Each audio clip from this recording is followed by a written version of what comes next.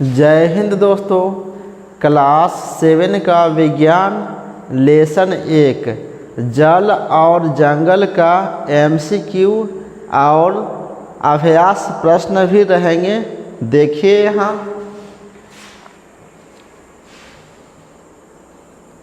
यह जल और जंगल MCQ प्रश्न है। अभी हम बड़ा करने के लिए थोड़ा सा इसको बड़ा किए हैं और यहाँ से देखिए आपका MCQ स्टार्ट करते हैं। जीवन की सर्वप्रथम उत्पत्ति किसमें हुई थी?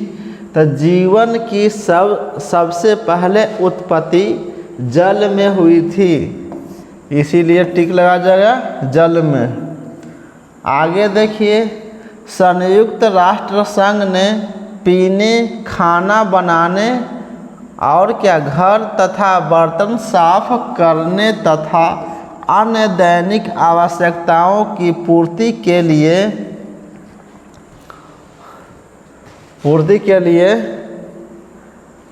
प्रति व्यक्ति कम से कम कितना लीटर जल मापदंड रखा है? तो यहाँ हो जाएगा 50 लीटर।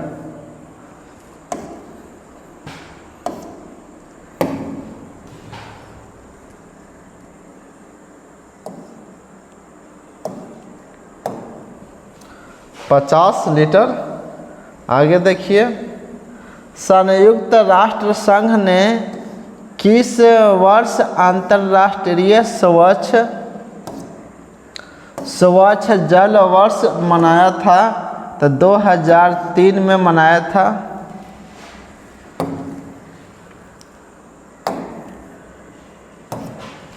आगे देखिए,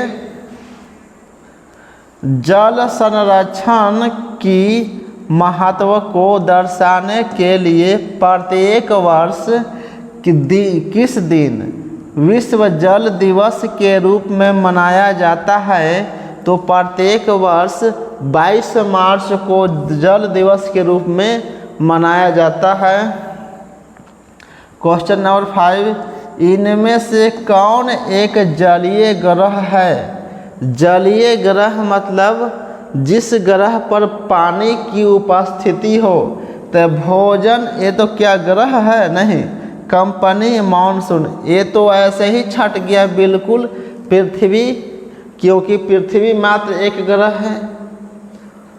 आगे देखिए, जल की उपलब्धता में कितना प्रतिशत जल समुद्र में खारे जल के रूप में मौजूद है? तो यहाँ हो जाएगा 97%। टोटल 100% में से 97% क्या है?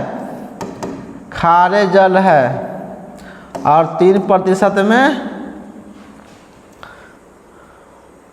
मीठा जल और बर्फ के रूप में, धरती के रूप में, नदी और तालाब के रूप में। अब देखिए, इनमें से कौन जल का मुख्य स्रोत है? तो सागर, नदी और झील, तालाब, यानी कि इनमें से सभी हो जाएगा। आगरा स्थित ताजमहल के पीले होने का प्रमुख कारण क्या है? तो यहाँ पर हो जाएगा अम्ल वर्षा। भूमि के नीचे संचित जल को क्या कहा जाता है? तो भौम जल स्तर कहा जाता है। शेष जल का कितना प्रतिशत भाग उपयोग के दौरान बर्बाद हो जाता है? तो 70 यानी कि 70% जल बर्बाद हो जाता है। वर्षा जल का संग्रह कर स्थानीय आवश्यकताओं की पूर्ति के लिए उपयोग किया जाना क्या कहलाता है? तो क्या कहलाएगा? जल संभर प्रबंधन, वाटर शेड मैनेज, ये सब कहलाएगा।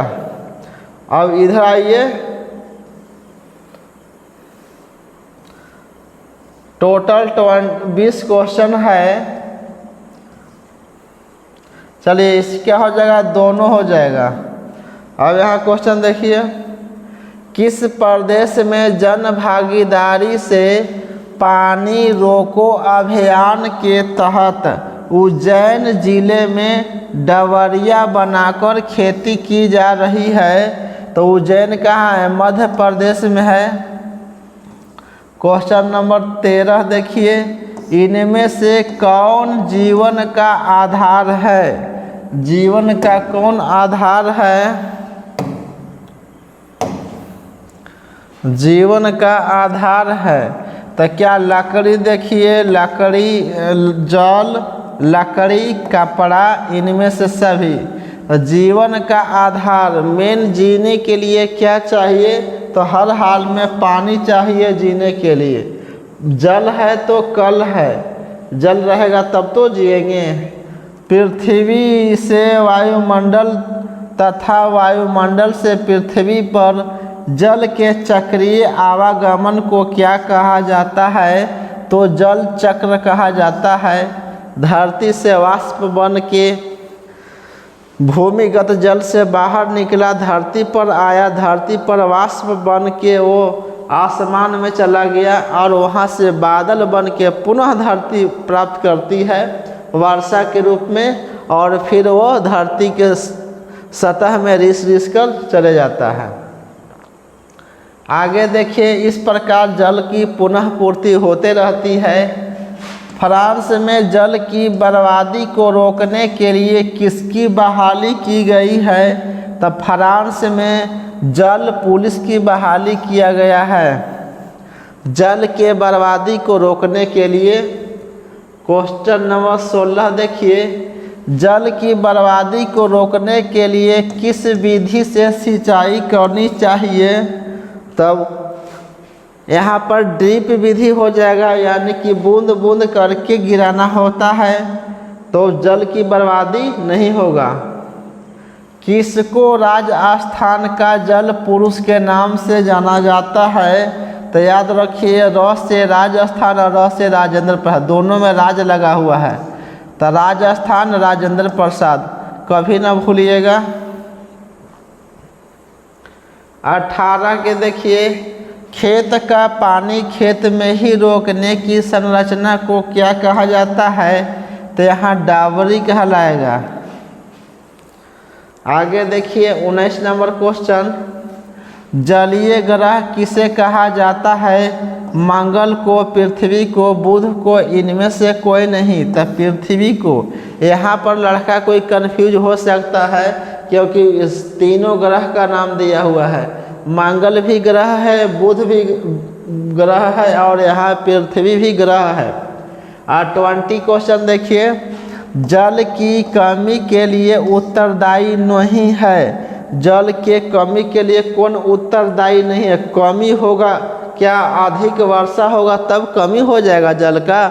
नहीं, तो इसलिए क्या हो जाएगा? यही हो जाएगा, उत्तरदायी नहीं है, तो यही नहीं है, क्योंकि वर्षा होगी तो पानी की और बढ़ जाएगा। चलिए अब आगे देखिए, यहाँ अभ्यास प्रश्न जल और जंगल का, ये तो एक्स्ट्रा MCQ था। और अभ्यास प्रश्न देखिए, NCERT बुक का जो चलता है उसी का है, क्लास 7 का विज्ञान। अभ्यास प्रश्न अच्छा से देखिए, निम्नलिखित सत्य एवं असत्य को चुने। देखिए, वर्षा जल का चरम स्रोत है, वर्षा जो है जल का चरम स्रोत है, यह सत्य है। यहाँ ही का उत्तर में हाँ लिखा हुआ है, लिख देंगे यहाँ पर, सत्य है। नदियों का जल खेतों में सिंचाई का एकमात्र साधन है, तो एकमात्र लग गया, एकमात्र, इसीलिए क्या हो गया? यह असत्य है, यह असत्य है। जल की कमी की समस्या का सामना केवल ग्रामीण क्षेत्रों के निवासी करते हैं, क्या यह भी असत्य है? ग्रामीण क्षेत्र जल के समस्या का सामना नहीं करते हैं, ज़्यादातर शहरी क्षेत्र में करते हैं। आगे देखिए क्वेश्चन नंबर 2, रिक्त स्थानों की पूर्ति कीजिए। देखिए यहाँ पर भौम जल प्राप्त करने के लिए किसका प्रयोग करेंगे? नलकूप का प्रयोग करेंगे। यहाँ लिख दीजिएगा नलकूप, और यहाँ क्या यह तथा न या कुआं कर दीजिए, इसमें कुआं का, नलकूप का भी कुआं। भौम जल के मतलब धरती से जल प्राप्त करने के लिए नलकूप से यानी कि मोटर बैठा के या तो कुआं से प्राप्त कर सकते हैं। जल की 3 अवस्थाएं होती है, तो यानी कि ठोस मतलब बर्फ के रूप में, और क्या लिक्विड द्रव के रूप में, और गैस जल वाष्प के रूप में रहता है। अब देखिए यहाँ भूमि की जल धारण करने वाली परत, भूमि की जल धारण करने वाली परत क्या कहलाता है? भौम जल स्तर कहलाता है। भौम जल स्तर, भौम जल स्तर। क्वेश्चन नंबर 3 देखिए, समझाइए कि भौम जल स्तर की पुनः पूर्ति किस प्रकार होती है। तो जब वर्षा होती है तो वर्षा का पानी पृथ्वी पर गिरती है, ठीक है। जल पृथ्वी पर बने गड्ढों, तालाबों, नदियों में जमा होता है और धीरे धीरे रिस कर पृथ्वी के नीचे गड्ढों में जमा होता है। भूमि के अंदर जल के रिसाव को अंतः स्पंदन कहते हैं। अंतः स्पंदन की क्रिया धीरे धीरे होती है। खेतों का पानी का रिसाव भी जमीन के अंदर होता है। इस प्रकार की प्रक्रिया के कारण भौम जल की पुनः परिपूर्ति होती है। यहाँ तक हो गया क्लियर। क्वेश्चन नंबर 3 लिख लीजिएगा कॉपी पर। यहाँ देखिए क्वेश्चन नंबर 4, यहाँ पर भौम आएगा। भौम जल स्तर के नीचे गिरने के लिए उत्तरदायी कारणों को समझाइए। तो ये बात सच है कि आज के दिनों में भौम जल स्तर नीचे गिर गया है और गिरता चला जा रहा है। हो सकता है नहीं दिख रहा होगा, बड़ा कर देते हैं। और गिरता चला जा रहा है। इसका मुख्य कारण वनों की कटाई होना। वनों की कटाई होने से वर्षा कम होती है और भौम जल को पुनः परिपूर्ति नहीं हो पाती है। दूसरा कारण देखिए औद्योगिकरण, यानी कि कल कारखाना लगाना, जिसके कारण कल कारखानों में भूमि जल का उपयोग अधिक होना, साथ वायुमंडल प्रदूषित, सड़कों का निर्माण अधिकाधिक होना,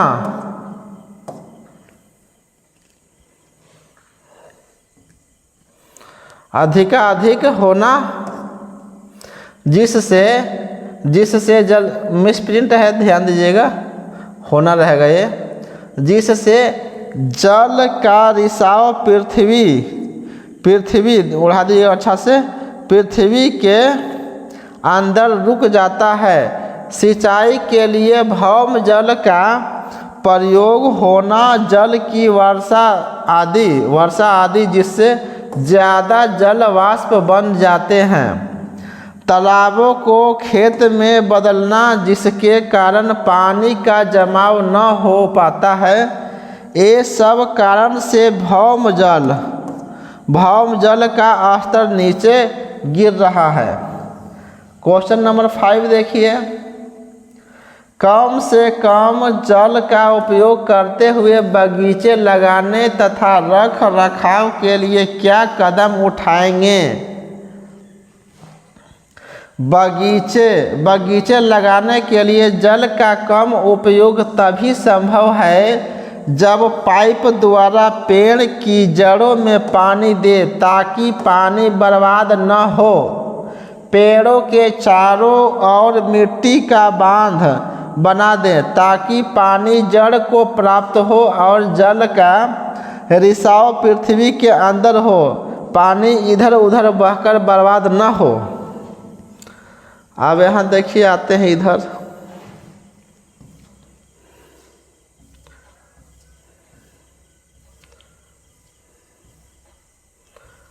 6 नंबर क्वेश्चन देखिए, उधर 5 था, अब 6 को देखिए।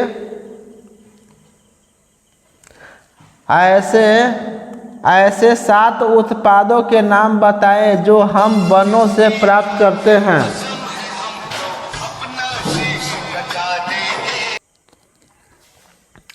आगे देखिए, ऐसे 7 उत्पादों के नाम बताएं जो हम वनों से प्राप्त करते हैं। तब वनों से हमें इमारती लकड़ी, फल, ऑक्सीजन, गोंद, लाह, शहद, भौम जल, विभिन्न प्रकार के जीव जंतु प्राप्त होते हैं। क्वेश्चन नंबर 7 देखिए, वनों में कुछ भी व्यर्थ नहीं होता, क्यों? समझाइए।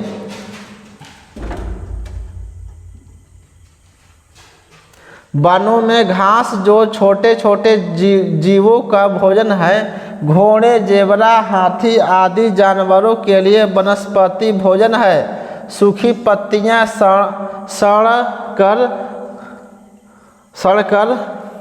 ह्यूमस हो जाएगा। यहाँ पर सूखी पत्तियां सड़कर ह्यूमस बनाने में सहायता करते हैं। मृत जीव जंतु भी अपघटित मतलब घट कर क्या बनाता है? अपघटित होकर ह्यूमस में परिवर्तित हो जाते हैं। ये पौधे के पोषण में सहायक होते हैं। वनों के पौधे कार्बन डाइऑक्साइड ग्रहण करते हैं और ऑक्सीजन छोड़ते हैं।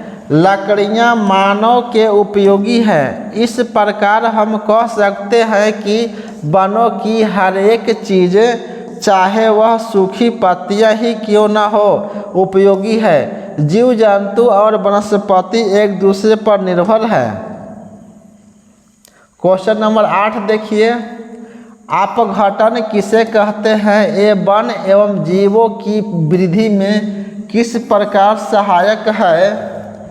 छोटे छोटे जीव जिन्हें खुली आँखों से नहीं देख सकते, जिन्हें हम माइक्रोस्कोप की सहायता से देखते हैं, ये सूक्ष्म जीव कहलाते हैं, जिसे अपघटन कहते हैं। अपघटक माने घटाने वाला, मृत सड़े गले जीवों को खत्म करने वाले, मिट्टी में मिलाने वाले।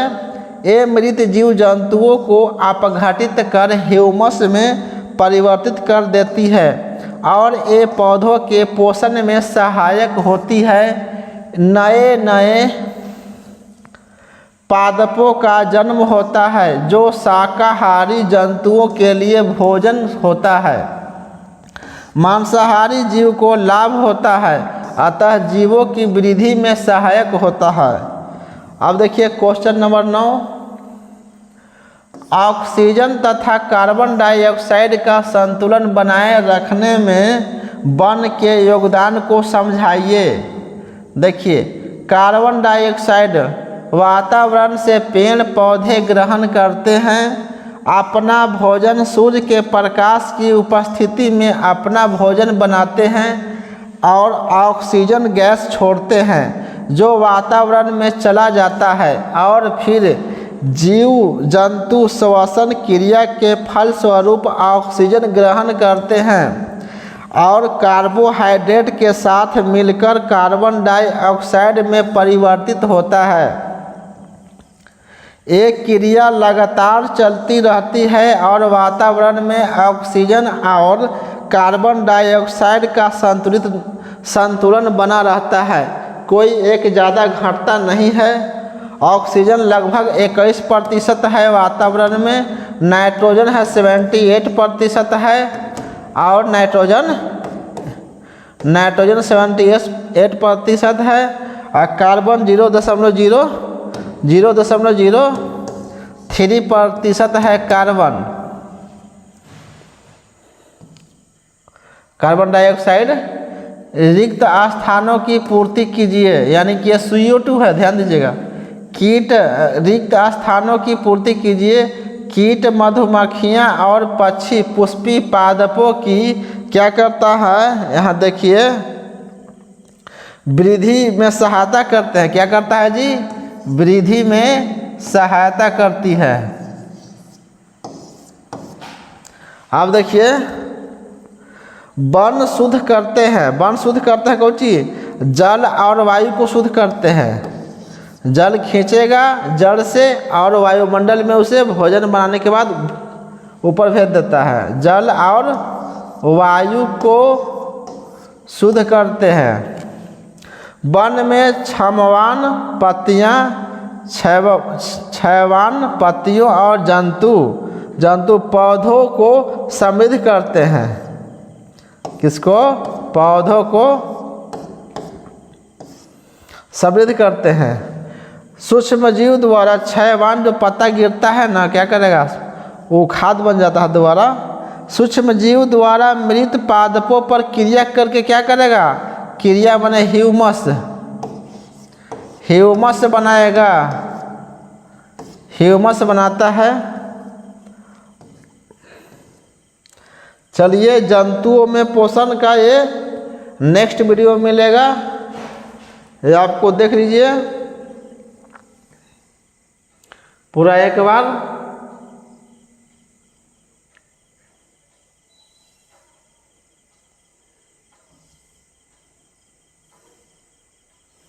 चलिए, नेक्स्ट वीडियो मिलेंगे। जय हिंद।